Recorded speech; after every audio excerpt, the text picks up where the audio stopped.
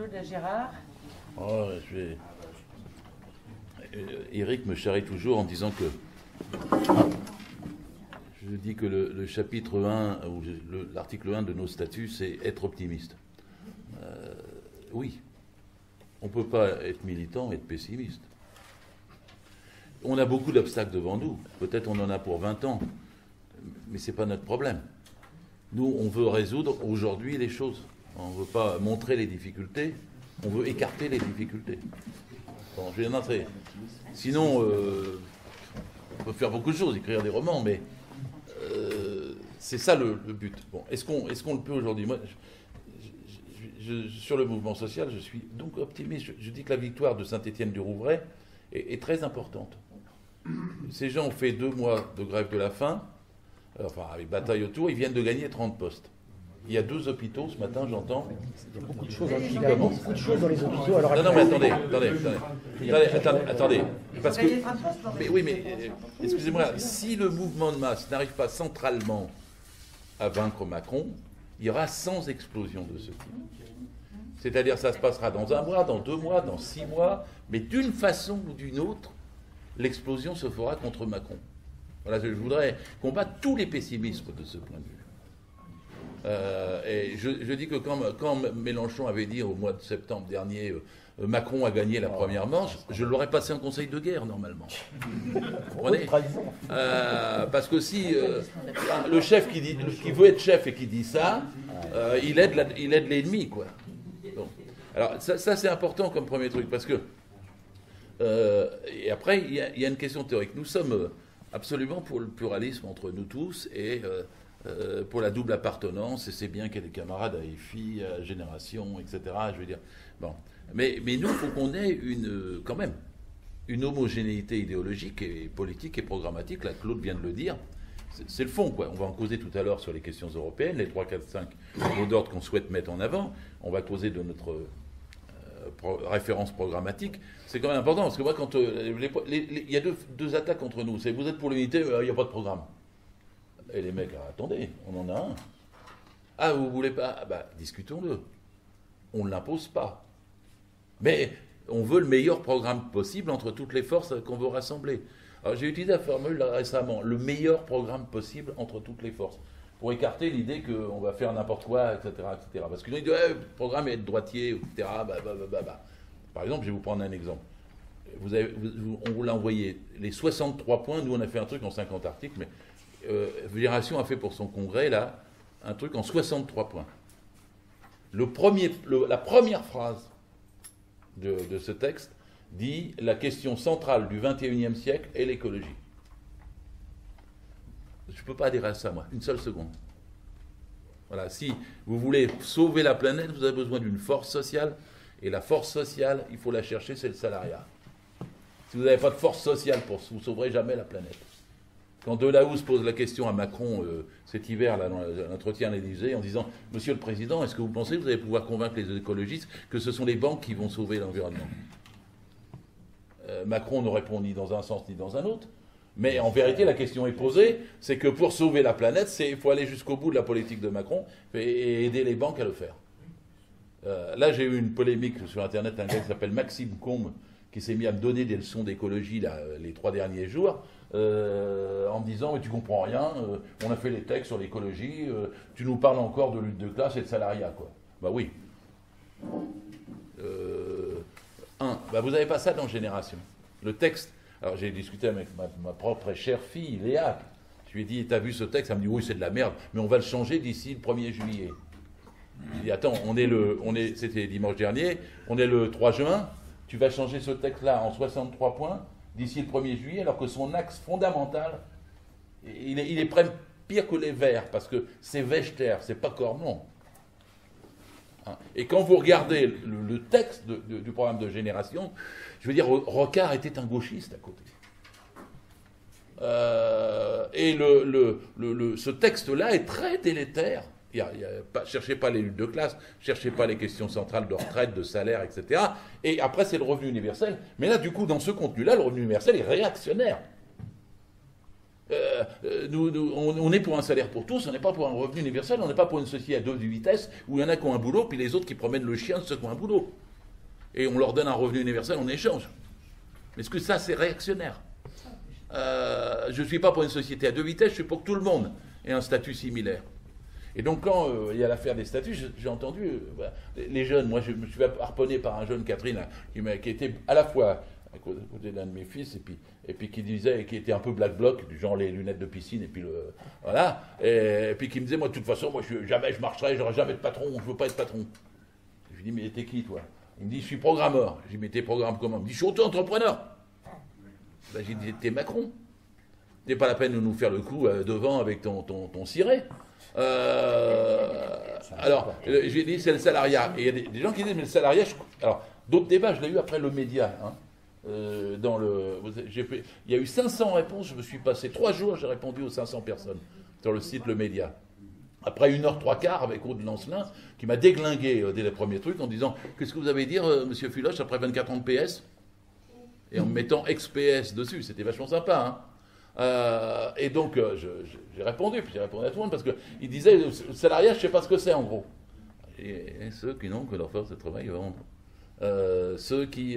Et alors, le problème, c'est que là, je suis content que les RS s'intéressent à mon bouquin d'il y a 12 ans, parce que on a fait quelques efforts théoriques dans notre histoire, c'est pas seulement moi, on les a fait collectivement. Mais la notion de salariat, maintenant, je le dis, quand je parle à la CGT, comme j'étais à Cahors avant-hier soir, ça donne l'idée et tu vas pas y contribuer dans ce sens, ça donne l'idée il n'y a pas que les cheminots. Tout le monde a un point commun dans cette foutue société de merde, que ce soit à Carrefour, que ce soit à ArcelorMittal ou que ce soit à la SNCF, c'est qu'il n'a que sa force de travail à vendre, et en général, il la vend en dessous de 3 200 €. Et il faut dire aux gens qu'ils sont plus proches les uns des autres que ce qu'ils croient, plutôt que de souligner leurs différences. Parce que j'entends des militants, j'avais un débat avec Claude Debons une fois à la Fête de l'Humanité, il fait 20 minutes sur les différenciations du salariat. C'était mon tour, j'ai dit, écoutez, moi, je vais faire 2 minutes sur les points communs centraux du salariat. Je ne suis pas là pour reconnaître que le salariat est divisé, je suis là pour l'unifier. Donc je ne voudrais pas me faire pleurer sur les différences, les précaires et tout ça. Il y a 15% de précaires, mais il y a les CDI s'allongent et 85% de CDI. Voilà. Entre 29 ans et 54 ans, c'est 95% de CDI. Bon, enfin bon. Je ne vais pas refaire mon bouquin, mais cette histoire de salariat est un point commun entre tout le monde. Hein, voilà. Et que le fait que Macron s'attaque à ça n'est pas neutre, il faut le faire comprendre. Et quand on le fait comprendre, on fait avancer tout le monde. Hein, Bernard Friot, avec lequel beaucoup de points communs, même aussi des divergences, mais qu'est-ce qu'il dit? Il dit que, avant 1789, la bourgeoisie avait déjà le pouvoir économique avant de prendre le pouvoir politique. Ça, c'est dans toutes nos formations, on a tout ça dans un coin de notre tête. Mais en vérité, dans la société capitaliste, le salariat a déjà des éléments de pouvoir dans la société capitaliste à partir des statuts et des espaces qu'il s'est créés. C'est pas tout à fait comme la bourgeoisie, il ne détient pas les moyens de production, et c'est pas lui qui est le champion du commerce, mais il a des institutions. Toutes les institutions représentatives du personnel, le syndicat, la médecine du travail, la justice du travail, l'inspection du travail, le code du travail et les conventions collectives. Ces éléments-là sont les précurseurs de la société que nous voulons. Et donc c'est en développant le salariat qu'on dépassera le salariat. Bon, c'est très important pour nous. Je sais que j'enfonce avec force à chaque réunion le clou, mais je m'aperçois de l'efficacité de ces propos quand on les tient avec conviction et qu'on les développe.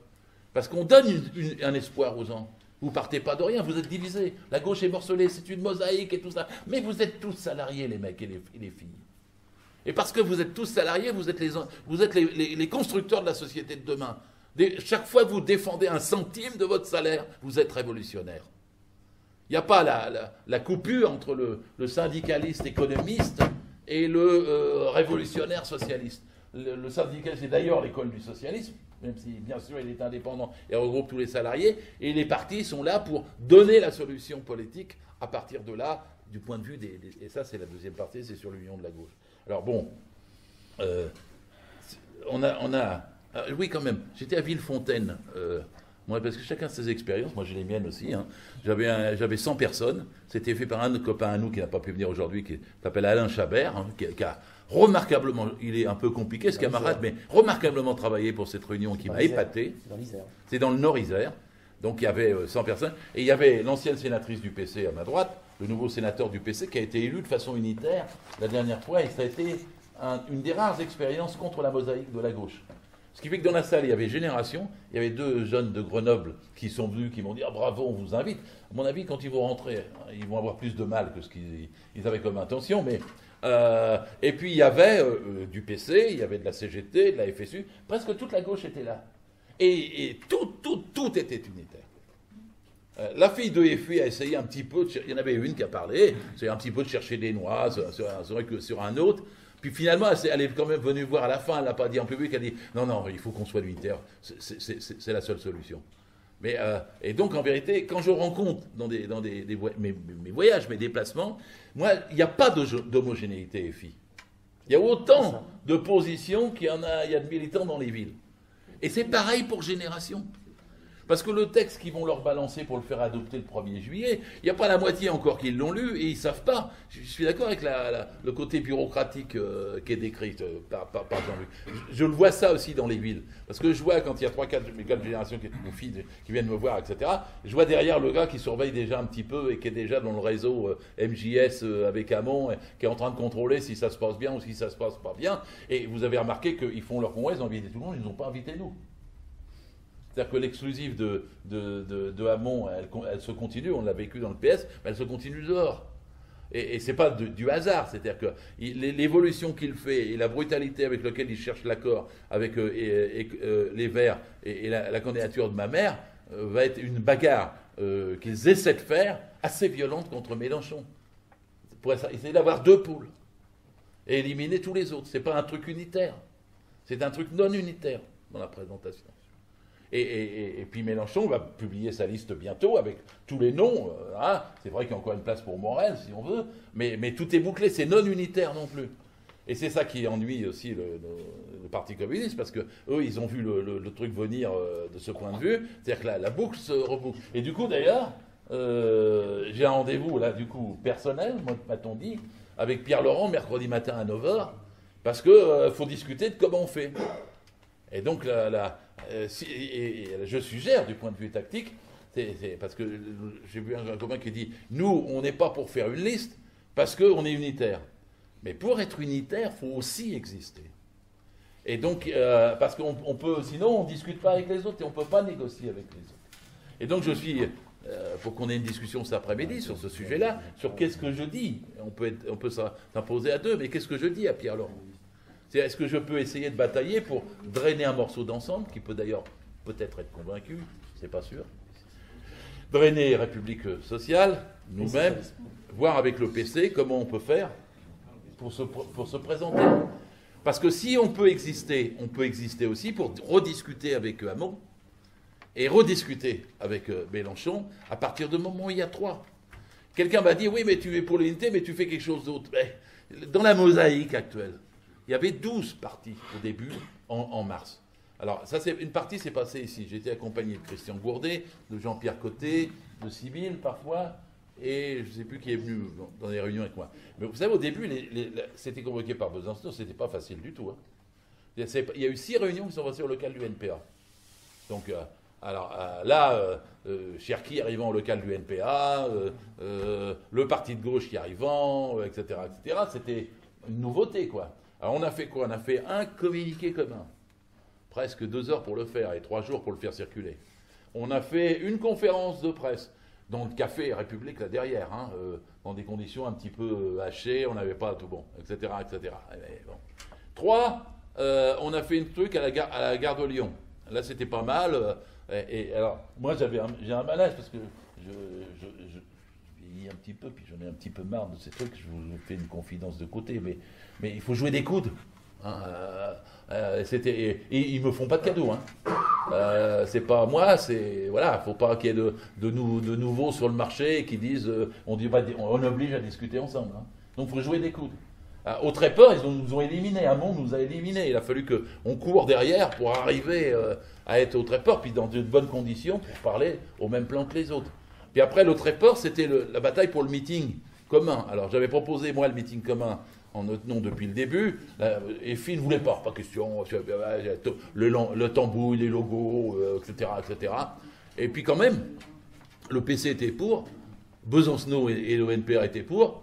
Donc on arrive à fixer une date. Ce fut une catastrophe.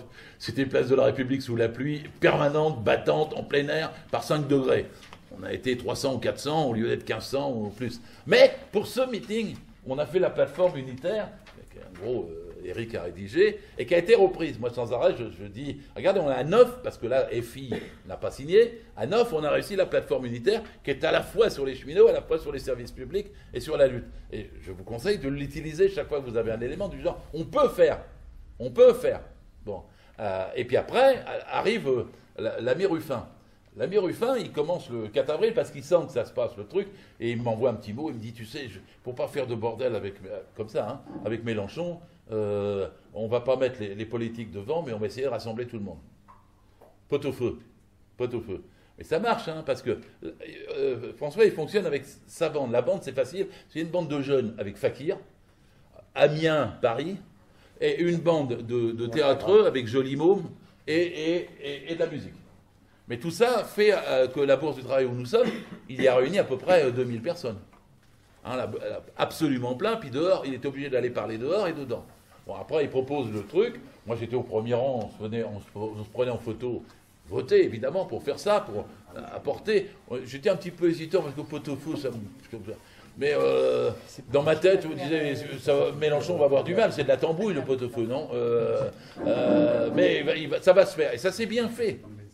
Alors, ça avait des limites, parce que c'était un truc politique général, alors qu'on est dans des luttes partielles, précises.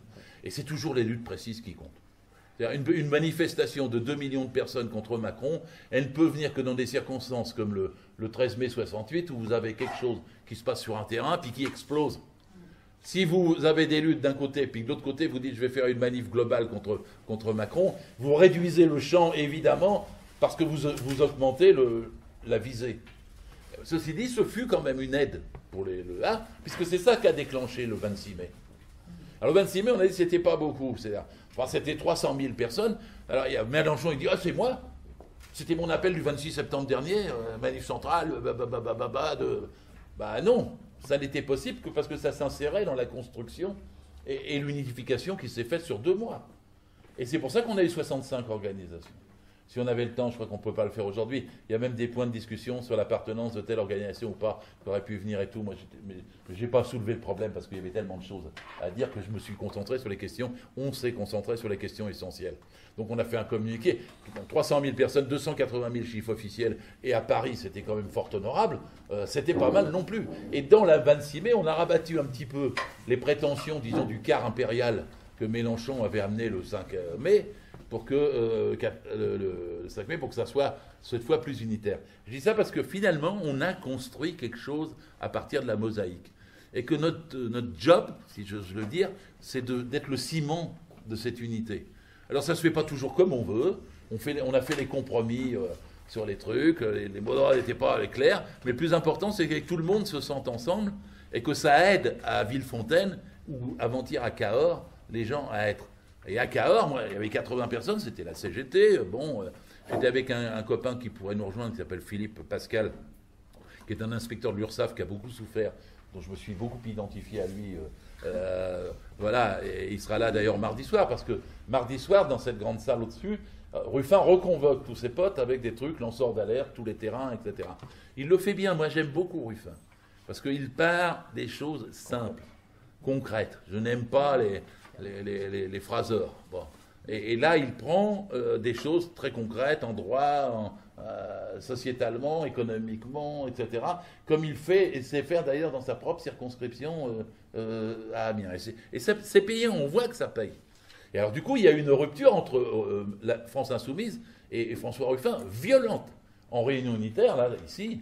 Non, oui, c'était au-dessus, l'autre Bourse du Travail, mais pourquoi ? Parce que pour préparer le 26 mai, François Ruffin annonce qu'il va refaire une AG. C'était le mercredi. on était le mercredi 13 mai, et qu'il allait lancer pour les chars, pour tout ça. Et on a Coquerel, Bompard pour FI, et qui était le troisième, je ne sais plus, qui dit... Hein ? La CGT. Oui, mais après, celui qui a lancé l'attaque, c'était Coquerel, en disant pas question que vous fassiez ça, et exigeant devant toutes les associations, on était 80 dans la salle, que Ruffin annule sa réunion. Pourquoi ? Parce que vous allez être les premiers à annoncer ça du point de vue de la presse, vous récupérez, et la conférence de presse à la CGT n'est que le lendemain à 11h30, donc vous faites votre réunion quand vous voulez, mais après 11h30. Et toutes les associations étaient là un peu surprises de cette violence, mais en même temps, c'est vrai que la CGT a appuyé dans ce sens, et d'autre part, Copernic a appuyé dans ce sens, parce qu'ils appuyaient FI contre Ruffin, parce qu'ils voulaient ensuite faire taire FI dans le cadre de la coalition. Donc s'il y avait quelqu'un qui s'ouvrait, sauf que là, on a vu que c'était deux trucs totalement opposés, du point de vue, c'était très, très, très, très, très vif. Donc il y a des sous-tactiques du point de vue de l'unité, et nous avons un rôle à jouer, à regarder les sous-tactiques qui sont les plus unitaires, qui sont les plus près du travail de masse concret, sur des objectifs concrets, et qui nous aident à faire l'unité. Donc si on discute tantôt des européennes, mais il faut essayer de ne pas considérer comme petit Sam, comme foutu la question des européennes, par exemple, parce que si on pense d'avance qu'on ne peut pas faire l'unité, non. Mais qu'on soit inquiet, on l'est tous. On l'est tous. Mais notre volonté... On est même très inquiet. On est même très inquiet, comme disent Jean-Yves. Mais notre boulot, c'est de lever l'obstacle. Et les unités, comme celles que nous voulons. Alors, Mélenchon dit, je suis pour un front populaire. Alors bon, on ne va pas prendre des vieux débats. Nous, on est pour l'unité de la gauche plus que pour un front populaire. Et je vais dire en 4 points les divergences avec FI à mes yeux. Hein. Pas... 1, je suis en désaccord théoriquement. Théoriquement. Je ne suis pas pour le peuple, je suis pour la lutte des classes. Et la lutte des classes, elle traverse le peuple. Et c'est fondamental. Je suis plus proche d'un ouvrier allemand que d'un patron français. Bon, voilà, je ne suis pas nationaliste, je ne suis pas souverainiste, je ne suis pas patriote. Je suis de ma classe sociale, et je suis plus proche de ma classe sociale espagnole ou portugaise que d'un patron français. Et donc, je ne marcherai pas dans les conneries de Chantal Mouffe et les questions sur le peuple. C'est une divergence théorique. Bon. La deuxième chose, une divergence politique, programmatique. J'ai encore vu l'avenir en commun, et j'ai vu les trucs qui sont sortis là. Ils sont pour l'impôt citoyen plutôt que pour la cotisation sociale. Je m'excuse, mais regardez ce que ça va vouloir dire dans quelques semaines et mois. Oui, bien sûr. Parce que c'est la vieille position qui a été véhiculée de Rocard à Nouveau Monde, à l'Emmanueli Lim Wang-Nok, et Lim Wang-Nok a fait écrire dans le programme Avenir en commun qu'ils étaient pour l'impôt citoyen pour régler la protection sociale. Donc il y a un élément rocardien ancien qui traîne dans les textes de FI aujourd'hui. Et je vous signale que nous avons intérêt à amener le débat. Parce que ce débat est fondamental, pas seulement avec FI, mais dans le pays aujourd'hui. Tu l'as fort bien dit, Eric. Troisièmement, je suis en désaccord organisationnellement avec eux. Je suis contre un parti vertical. Je suis contre un parti où on fait des clics, des clics là, sur la machin. Et comme j'ai eu 235 000 clics sur mon Internet, j'ai 235 000 membres. Parce que ce moment-là, nous, on en a 135 000. D'accord ? Et si on raisonne comme ça, on ne peut pas raisonner comme ça. On est pour des adhérents, des militants qui cotisent, qui prennent le temps de se déplacer et qui prennent le temps de se connaître, de discuter, pas avec n'importe qui, mais entre des gens qui ont un peu de culture et qui s'échangent, qui s'éduquent, qui s'auto, etc. Parce que sinon, on ne désigne pas après des candidats pour une élection. Tu as raison, Jean-Luc. Après, on va virer un tel, on ne sait même pas pourquoi, et puis on ne sait pas comment ça se fait, sur la base de quoi. Donc la gauche, c'est un maillage. C'est horizontal, c'est pas vertical. C'est un maillage. Il faut prendre le temps avec les syndicats, avec les associations, il faut croiser les choses, etc., pour arriver. Et l'idée d'un parti vertical qui se décide par des grands mouvements et du tirage au sort, non. Voilà, je suis pour prendre la polémique avec le tirage au sort, excusez-moi, on a peut-être des choses, mais le tirage au sort, pour discuter d'un point FI, ils font 4 tirages au sort. Parce qu'ils ont leur liste, ils tirent au sort. Puis la personne qui est à l'autre bout, elle dit, mais attendez, ah bon, j'y suis, moi ? Ah mais oui, j'avais dit il y a 2 ans que j'étais à FI, mais je ne peux pas ce week-end. Voilà, puis après vous faites un 2e tirage au sort, puis vous êtes obligé de le recommencer parce que vous avez... Et vous faites 4 tirages au sort pour arriver à vos noms. Alors vous étonnez après, vous retrouvez effectivement les dirigeants, mais c'est le même problème qu'En Marche.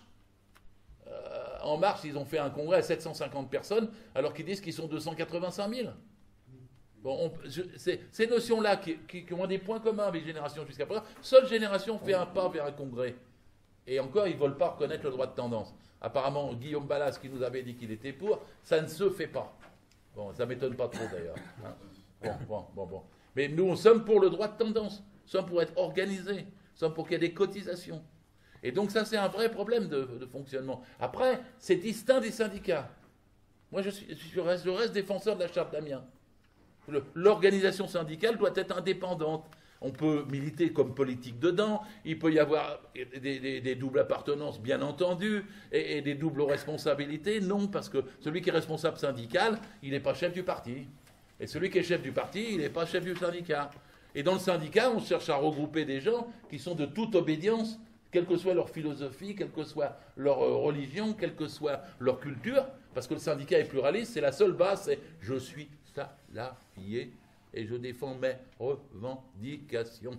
Et à partir de ce moment-là, on peut syndiquer. Et donc, sur ce plan organisationnel, je ne suis pas d'accord. Et le dernier point, c'est sur le plan stratégique, parce qu'il y a eu un moment quand même drôle, je ne sais plus, Jean-Pierre doit pouvoir en témoigner, mais c'était chez Besancenot, là-bas, au NPA, c'est à un moment donné, il ne voulait pas parler d'unité de la gauche. Il voulait bien parler, mais pas d'unité de la gauche. Et c'est quelqu'un qui a dit à la fille, Sarah Legrain, qui était là, qui est au parti de gauche, je lui ai dit, mais comment il s'appelle ton parti ? Parti de gauche. Elle n'était pas pour l'unité de la gauche. Elle était pour l'unité populaire, mais comme parti de gauche, il ne fallait pas l'appeler de gauche. Je vous invite, je vous dis, on avait une petite phrase aujourd'hui. Je prends rendez-vous avec tous les camarades pour les municipales. Sur cette base-là, vous aurez des alliances avec la droite. Et parfois des alliances antisocialistes avec de la droite. Parce que quand vous entendez quelqu'un qui me dit c'est pas grave qu'à Paris il y ait une transition de droite, si on passe par la droite avant de revenir à gauche, c'est pas grave. Vous connaissez. Ah ouais, d'accord. Quand j'entends ça, j'ai mes oreilles qui font toc-toc. Mais quand j'entends Jean-Luc dire on va dans 40 villes, ça sera pas dur, ça sera des listes France Insoumise, j'ai compris. C'est à Nantes, c'est à Rennes. C'est les 40 grandes villes, et partout ailleurs, comme c'est compliqué les municipales, on fera des arrangements. Mais si vous avez des arrangements populaires, et vous n'avez pas des arrangements de gauche, j'aime vous dire que les municipales vont être plus compliquées que ce qu'on croit. Et donc, pessimiste alors. Mais non, parce que quand je dis ça, moi, c'est parce que je pense qu'on peut le combattre. Évidemment. Alors, le truc sur l'unité... on fera, si on peut, un jour, je termine, un long article sur l'unité ouvrière contre l'unité populaire. C'est comment les deux s'opposent. Je conclus. J'ai presque rien oublié de ce que je voulais dire, donc je peux conclure. Voilà.